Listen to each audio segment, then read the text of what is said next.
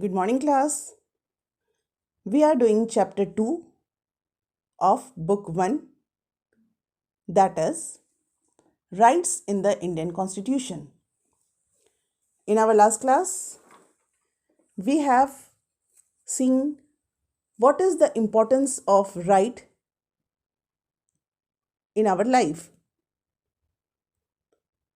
Today we will discuss about fundamental rights in Indian Constitution.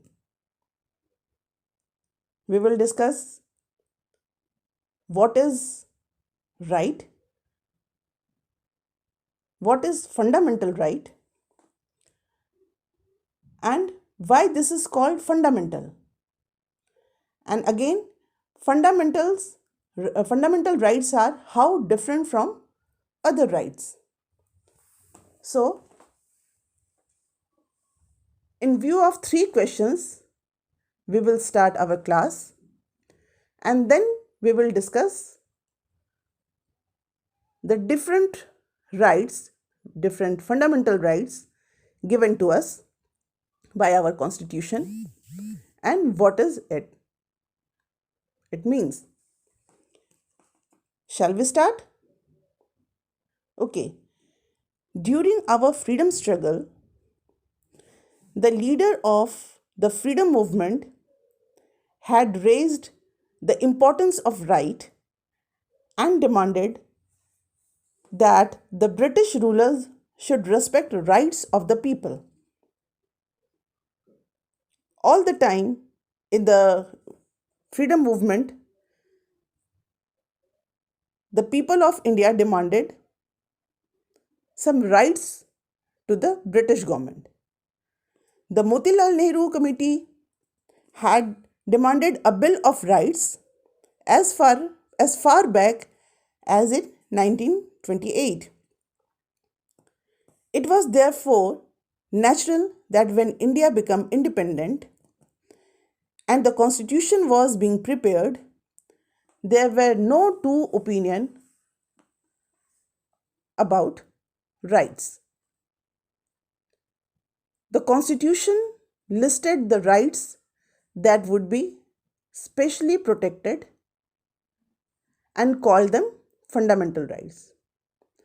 In our last class, we have studied Bill of Rights, in which we have seen every constitution in the world gives some list of rights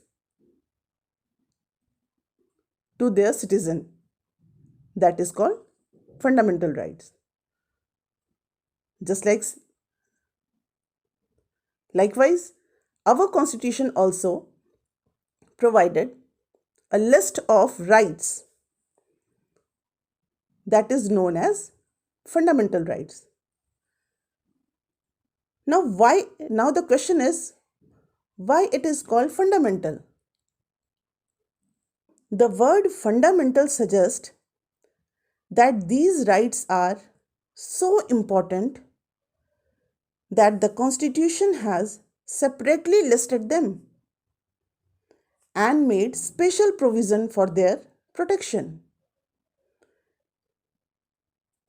The fundamental rights are so important that the constitution itself ensures that they are not violated by the government itself. So we can say fundamental rights are very important right of citizen, and it is called fundamental because these rights are very necessary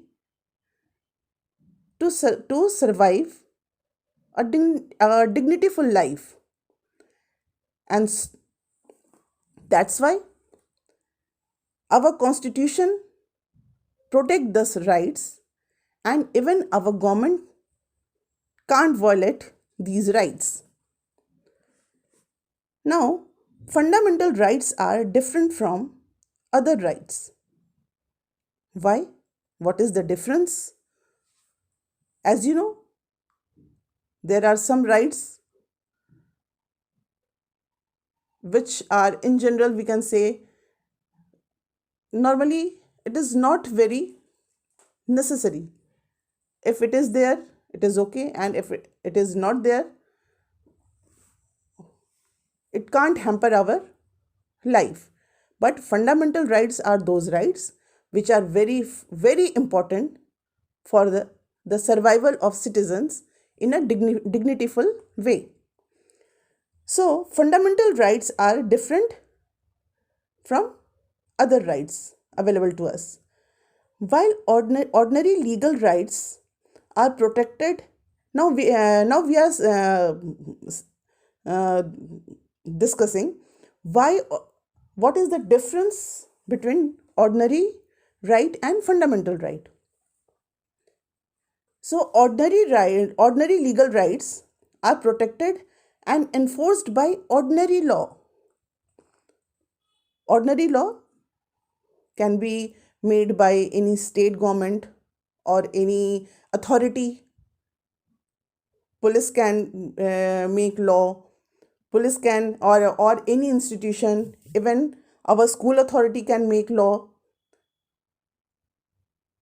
We are having some rights in school also. So these are general rights which are protected by ordinary law. Fundamental rights are protected and guaranteed by the constitution of the country. Second, the ordinary rights may be changed by the legislature by ordinary process of lawmaking.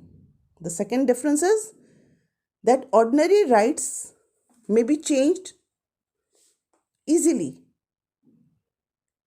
Any authority who made the law can change that law by simple process of lawmaking.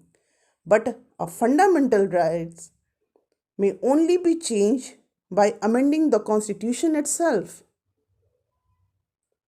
Means amending fundamental right is too difficult. Beside this, no organ of government can act in a manner that violate them. No government organ can violate our fundamental right. In this chapter, we will study that judiciary has the power and responsibility to protect the fundamental rights from violation by action of the government. As you know, judiciary is the guardian of constitution. So it has power to protect our fundamental law for the violation. Executive as well as legislative actions can be declared illegal by the judiciary. If these violate the fundamental rights, if executive or judiciary try to violate our fundamental right, then judiciary can declare them illegal. So, judiciary restrict them in an unreasonable manner. Means if government, executive or legislator restrict our rights in an unreasonable manner, then judiciary can restrict them. Fundamental rights are not absolute or unlimited rights. This is very important. Fundamental rights are not absolute and not unlimited. Government can put reasonable restrictions on the exercise of our fundamental rights, and these reasonable restrictions are in the purview of Constitution. These reasonable restrictions are necessary to provide rights to another as well. we have seen the importance of fundamental right and why they are called fundamental, and the difference between fundamental rights and the ordinary rights. Now we will discuss what are the how many fundamental rights are provided to us by our constitution. There are 6 rights, we can say, are provided as our fundamental rights. Though some rights are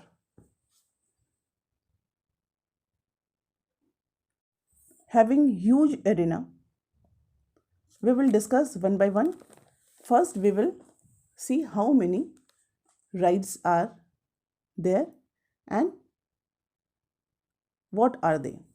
The first is right to equality. Second is right to freedom of religion.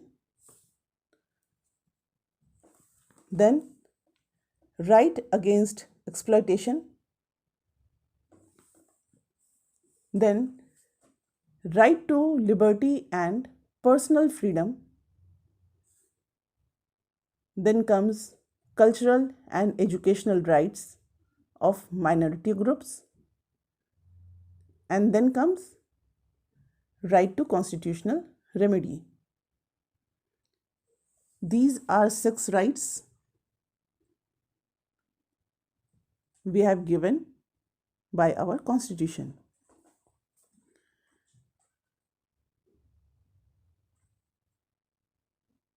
Right to equality, there are so many things. Equality before law, equal protection of laws, prohibition on the discrimination on the ground of religion, equal access to shops, bathing ghats, hotels, etc., equality of opportunities in employment, abolition of titles, and abolition of untouchability. These all heads includes in right to equality. In right to freedom of religion, there is some provision like freedom of conscience and profession, freedom to manage religious affairs, freedom to give religious instructions in certain institutions. Right to liberty and personal freedom, in which right to speech and expression, right to assemble peacefully, right to form association, move freely throughout the territory of India, right to move freely throughout the territory of India, right to reside and settle in any part of India, practice any profession, or to carry on any occupation, trade, or businesses. Then, right to life and liberty, and then rights of the accused and convicts. Then right against exploitation. In right against exploitation, there are prohibition of forced labor, prohibition of employment of children in hazardous jobs. Then comes cultural and educational rights of minority groups, in which protection of language, culture of minority is given to them, and right of minorities to establish educational institutions is also given to minority groups. Then comes right to constitutional remedy, means right to move to the court for issuance of writ to get justice or to get their rights implemented. So, we have seen 6 fundamental rights and we have discussed the heads which are under this right, these rights. In our next class, we will discuss all the rights elaborately. Enough for today. Go through your book, and if there is any query, you can ask. Thank you and bye.